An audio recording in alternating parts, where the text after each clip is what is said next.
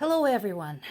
As if the war wasn't bad enough, a deadly storm is currently pounding the Black Sea coast, which includes, of course, the south of Russia, south of Ukraine, including the occupied Crimea.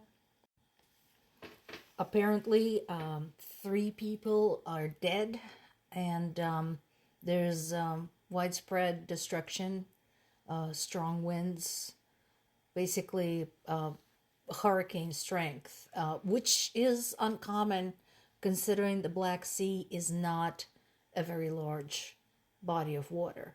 That said, despite the weather, the war continues. That's not going anywhere, particularly the exchange of drone attacks between the opponent.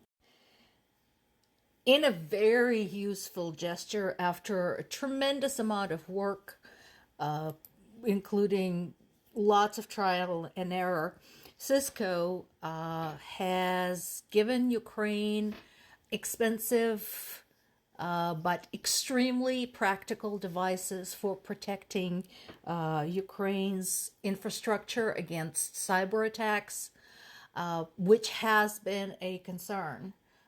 As is well known, Russia is very keen on cyber attacks, not just against Ukraine, but pretty much against anyone who stands up to it. So this is going to be a huge help. Conversation continues about Ukraine's NATO membership, but the war, of course, is the biggest stumbling block. NATO chief Stoltenberg says, it can happen after the war ends, but the biggest question right now is how do we end the war? Russia does continue sustaining very heavy casual. The latest estimate by the UK is 1,000 soldiers a day.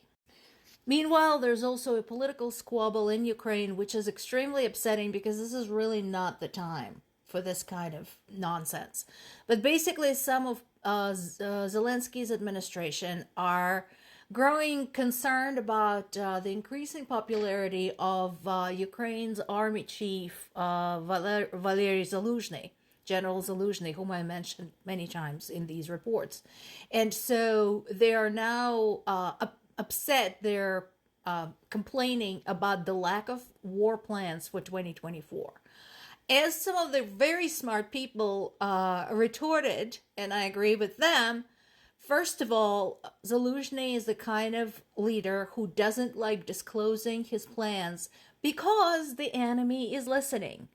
Second, let's not forget, any type of plans can only be made if we know the exact times and quantities for any type of aid delivered to Ukraine. And we don't have that.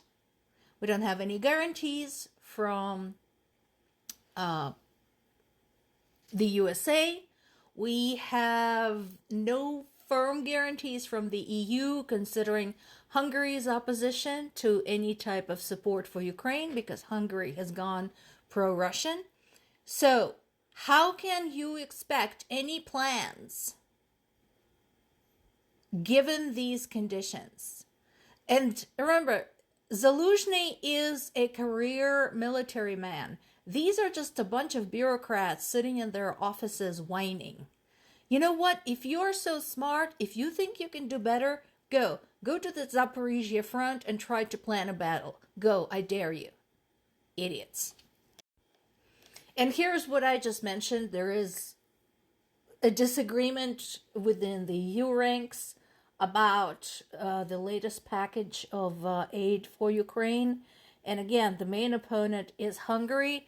And I want to ask people of Hungary, have you lost your ever-loving minds? Have you forgotten the Soviet Union?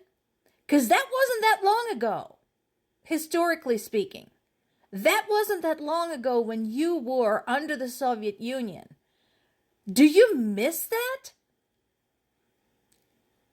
Because honestly, that's what you're headed. You have turned your clocks back. with your illustrious leader Orban.